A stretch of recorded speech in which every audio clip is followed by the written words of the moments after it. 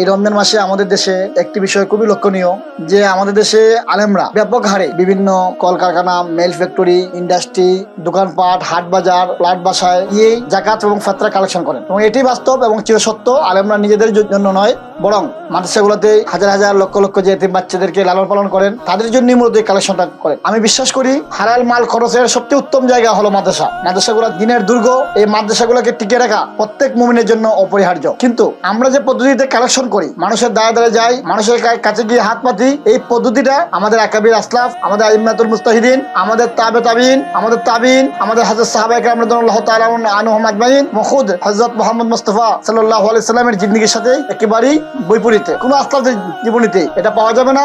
তারা মানুষের কাছে গিয়ে গিয়ে ধর্ণা দিয়ে হাত পেতে দিনের জন্য কালেকশন করেছেন। এটা না ছিল হযরত মাওলানা মুহাম্মদ ইলিয়াস সাহেব রহমাতুল্লাহির জিন্দেগিতে, না এটাকে পছন্দ করেছেন শাইখুল ইসলাম কুতবে আলম সৈয়দ হোসেন আহমদ মাদানী রাহিমাহুল্লাহ। এটার গুড় বিরোধী ছিলেন হাকিমুল উম্মাত হযরত মাওলানা আশরাফ আলী থানভী রাহিমাহুল্লাহ। তিনি স্পষ্ট করে বলছেন যে মাদ্রাসাতে মানুষের কাছে গিয়ে চাঁদা করে মাদ্রাসা পরিচালনা করতে হবে, তাদের মাদ্রাসা পরিচালনা করারই প্রয়োজন নেই। না ছিল এটি শাইখুল হিন্দ মাওলানা মাহমুদ হাসান দেওবন্দির জিন্দেগিতে, না ছিল কাসিম নানাতুবির জিন্দেগিতে, না ছিল সৈয়দ আহমদ বেল্লেবির জিন্দেগিতে, না এটি ছিল ইমাম আবু হানিফার জিন্দেগিতে, না ছিল ইমাম বুখারীর জিন্দেগিতে। আমাদের এমন কোনো আকাবির আসলাফ কিংবা সাহাবায়ে কেরামের জিন্দেগিতে পাওয়া যাবে না যারা মানুষের দাঁড়িয়ে দাঁড়িয়ে গিয়ে ইহানতের সাথে, বেজ্জতির সাথে, জিল্লতির সাথে, অপমানের সাথে চামড়া কালেকশন করছেন, জাকাত কালেকশন করছেন, ফাতরা কালেকশন করছেন।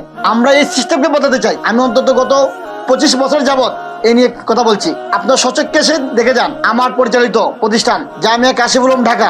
1 টাকা কারো কাছে আমরা কালেকশন করি না, 1 টাকা কারো কাছ থেকে হাদিয়া নেই না। সাদকা, জাকাত, ফাতরা, চামড়া কালেকশন এটা তো অনেক দূরের বিষয়। বাহিরের মানুষ তো বটেই, এমনকি আমাদের অনেক তবলিগের সাথীরাও এটা বিশ্বাস করেন। আনন্দ আব্দুল্লাহ সাহেবের সাথে অনেকের ভালো সম্পর্ক আছে, অনেক শিল্পপতি টাকা সম্পর্ক আছে, হয়তো মাদ্রাসায় অনেক দান অনুদান আছে। কিন্তু আজকে আমি এটি স্পষ্ট করে বলছি, আমাদের জামিয়া কাশিফুল উলুমে একজন ডোনার নাই। খোদার কসম করে বলছি, আমাদের একজন ডোনার নাই। একজন আমাদের 1 টাকা করে চাঁদা কালেকশন করা হয় না এবং কেউ আমাদেরকে 1 টাকা দেয় না।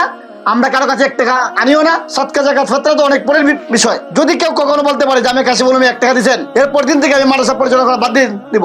এই যে আমাদের সুন্দর পরিপাটি গুছানো দৃষ্টিনন্দন ক্যাম্পাস জামিয়া কাশিফুল উলুম ঢাকায়, অনেকেই আসার পরে অবাক হন এত সুন্দর গুছানো পরিপাটি একটি মাদ্রাসা, আমাদের এই দৃষ্টিনন্দন অফিস, এগুলোর পাশনে একটা বড় হেকমা রয়েছে। এই যে এই আধুনিক একটা ক্যাম্পাস প্রতিষ্ঠা করতে যেমন আমাদের কোনো ডোনার অথবা আমাদেরকে কোনো অনুদানদাতা আমাদের নেই, কিন্তু আমরা এটাকে পরিপাটি করে রাখি ওই জন্য যে কেউ যেন এসে আমাদেরকে সাদকা, জাকাত এবং ফাতরা হাদিয়া দেওয়ার মতো পরিবেশ না থাকে। আমাদের দেশে মাদ্রাসাগুলোকে এইভাবে রাখা হয়, অফিসগুলোকে এই পরিমাণ অগোছালো হয় যে কেউ আসলেই মনে হয় যে হুজুরের অবস্থা খুব খারাপ, হুজুরকে কিছু হাদিয়া দেওয়া প্রয়োজন, হুজুরকে কিছু দান করা প্রয়োজন, হুজুরকে কিছু সৎকার দেওয়া প্রয়োজন।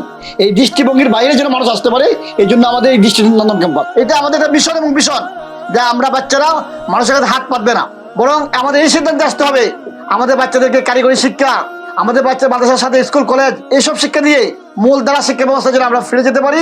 আমাদের বাচ্চারা যেন পুরা দেশের সমস্ত সেক্টরে, সমস্ত সবাই যেন নেতৃত্ব দিতে পারে। আপনি যখন মানুষের কাছে চাঁদা করবেন তখন হালাল মালের বদলে অনেক জায়গায় হারাম মাল আপনার কাছে আসবে। আর হারাম মাল দিয়ে যখন আপনি আলেম হবেন তখন আপনার দুনিয়া এবং আখিরাত উভয়ই কি হবে, বরবাদ হবে। তো আমরা যে মানুষের কাছে হাত না পাতা, এটা আমাদের জীবনের যেন একটা অন্যতম লক্ষ্য হয়। যে আলেম মানুষের কাছে হাত পাতে তার এলেম তাকে সম্মানিত করেনি, তার এলেম তাকে মর্যাদাবান করেনি। উলামায়ে আখিরাত তিনি কখনো দুনিয়াদারদের কাছে হাত পাততে পারেন না। কারো যদি প্রয়োজন হয় মানুষকে এই পরিবেশ বোঝানো প্রয়োজন যে মানুষ যেন আপনাকে এনে পৌঁছে দেয়, আপনি মানুষের কাছে যাবেন না, মানুষের কাছে হাত পাতবেন না। এই সিস্টেমকে আমাদেরকে বদলাতে হবে। আমি কাশিফুল উলুম ঢাকা শুরু থেকে আমাদের শিক্ষার্থীদেরকে আমরা এই প্রশিক্ষণ, এই তরবিয়ত, এই চিন্তা এবং চেতনার উপর গড়ে তুলছি যে আমরা মানুষের কাছে হাত পাতবো না। প্রয়োজনে মাটি কেটে খাবো, কিন্তু মানুষের কাছে আমরা হাত পাতবো না। আমাদের একজন আকাবির ছিলেন আল্লামা শামসুল হক ফরিদপুরি, তার ঐতিহাসিক একটি উক্তি আছে, কর্মমুখর শিক্ষা ধর্মহীন যদি হয় তাহলে এটা জাতির জন্য অভিশাপ, আবার ধর্মশিক্ষা যদি কর্মবিমুখ হয় এটিও জাতির জন্য অভিশাপ। তো এই দুটিকে সমন্বয় করে জামিয়া কাশিফুল উলুম আগামী দিনে একজাক মেধাবী, উম্মার নেতৃত্ব দানকারী, উলামায়ে আখিরাত, মর্যাদাশীল আলেম তৈরি করার লক্ষ্যে কাজ করছে।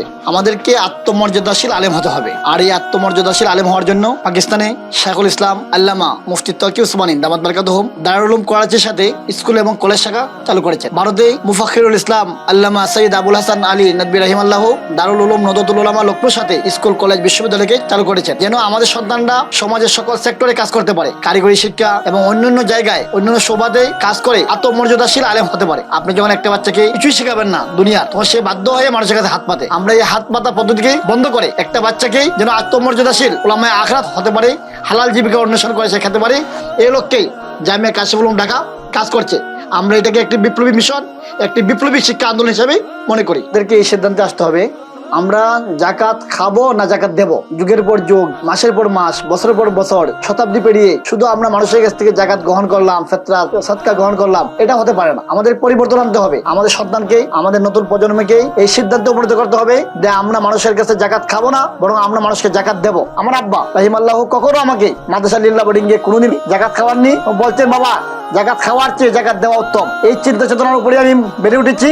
আমার সন্তানদেরকে, আমার ছাত্রদেরকে, আমার প্রজন্মকে আমি শিক্ষা দেই যে আমরা জাকাত খাবো না, আমরা এই সিদ্ধান্ত উপনীত হবো আমরা জাকাত দিব।